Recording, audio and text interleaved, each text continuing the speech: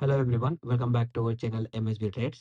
Friends, ఇవాళ నేను నా పర్సనల్ గ్రూప్లో ఫర్ ఎడ్యుకేషనల్ పర్పస్ నేను 3 ట్రేడ్స్ అని ప్రొవైడ్ చేశాను.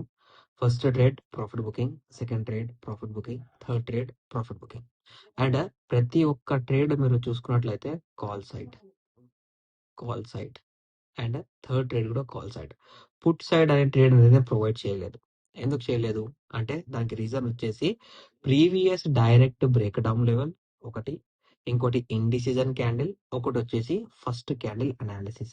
అండ్ నా దగ్గర 14 పీడిఎఫ్స్ ఉన్నాయి టోటల్. ఈ 14 పీడిఎఫ్స్ లో నేను ప్రాపర్ గా మార్కెట్ అనేది ఎలా నడుస్తుంది అనేది మొత్తం రాశాను అండ్ చూపించాను. అండ్ ఇవాళ బ్రేక్అవుట్ కూడా జరిగింది. మనకు బ్రేక్అవుట్ తో పాటు మనకు నేను రీసెంట్ గా ఒక అనాలిసిస్ ఇచ్చాను. అనాలిసిస్ ఏమి ఇచ్చాను అంటే ఎఫ్ఈజీ బ్రేక్అవుట్ సీజన్ 5 లో ఉంది. ఇది సీజన్ 5 లో FEG green candle breakout analysis అనేది కూడా నేను ప్రొవైడ్ చేశాను మన సీజన్ 5 లో. ఓకేనా అండి? ఇక్కడ మీరు చూసుకున్నట్లయితే సింపుల్ గా ఫస్ట్ క్యాండిల్ రెడ్, ఇది అనేది మనది ఫస్ట్ పీడిఎఫ్ లో నేను ప్రొవైడ్ చేశాను.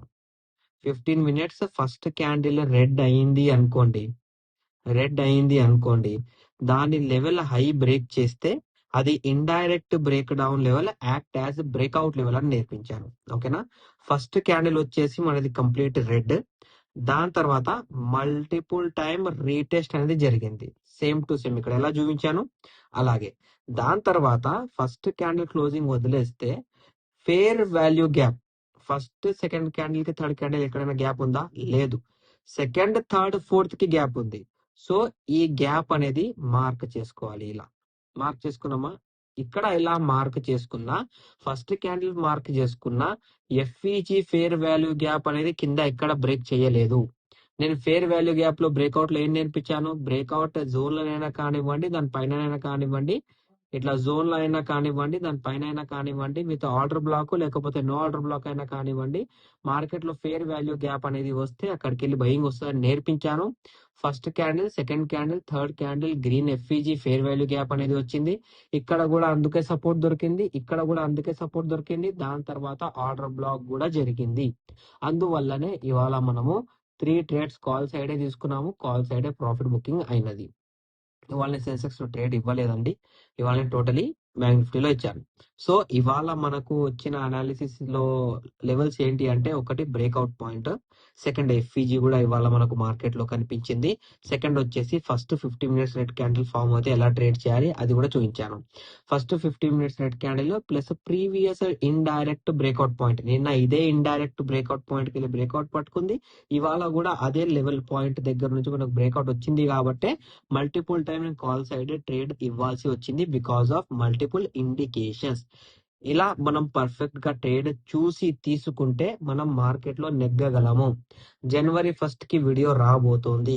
ఎవ్రీ వన్ జనవరి 1 కి వచ్చే వీడియో మీరు ప్రతి ఒక్కరు చూడాలి. ఆ వీడియోలో నేను చాలా మంచి ఇంకా మంచిగా మాట్లాడబోతున్నాను. ప్రాపర్ గా మార్కెట్ లో 31 అంటే మొత్తం 31 డేస్ అనుకోండి, 30 డేస్ అనుకోండి, సాటర్డే సండే వెళ్ళిపోయినా 22 లైవ్ మార్కెట్ డేస్ లో మనము మన ఇన్వెస్ట్మెంట్ తో ఎంత సంపాదించవచ్చు అనేది నేను 1 డిసెంబర్ నుంచి 31 డిసెంబర్ వరకు ట్రేడ్ చేశాను. పర్సనల్ గా ట్రేడ్ చేశాను. ఆ ట్రేడ్ విత్ ప్రూఫ్ ట్రేడ్స్ ప్రతి ఒక్కటి దాని లోపల నేను చూపించబోతున్నాను. ఎవ్రీ వన్ రెడీ ఉండండి ఆ వీడియో కోసం. మీ లైఫ్ చేంజింగ్ వీడియో కావచ్చు, అది నేను చేసినది మీకు ఉపయోగపడవచ్చు అండి. ఓకేనా? రైట్. ఇప్పుడు చలో ఇవాళ ఓకే, ఇవాళ ప్రాఫిట్ బుకింగ్ లో ఎగ్జిట్ అయిపోయాము.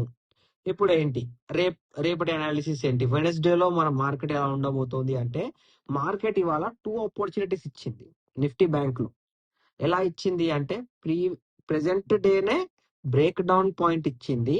Indirect break down level, if it is break with green candle, it take retest reversal, that is a breakout point. ఓకేనా?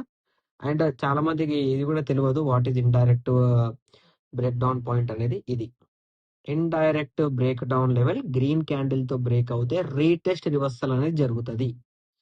అండ్ దాని ప్రూఫ్ వచ్చేసి మీ ముందరనే ఉంది. సో రేపు ఎప్పుడైనా మార్కెట్ ఇక్కడ ఈ పాయింట్ దగ్గరికి వస్తే యాజ్ ఏ బ్రేక్అవుట్ లాగానే మార్కెట్ అనేది వర్కౌట్ అవుతుంది. ఓకేనా? సెకండ్, మార్కెట్ పైకి వెళ్ళి ఎక్కడికి వెళ్ళి ఫాలో అవ్వచ్చు? సింపుల్ గా ఇక్కడ చూసుకుంటే previous indirect break down point because of multiple sorry because of multiple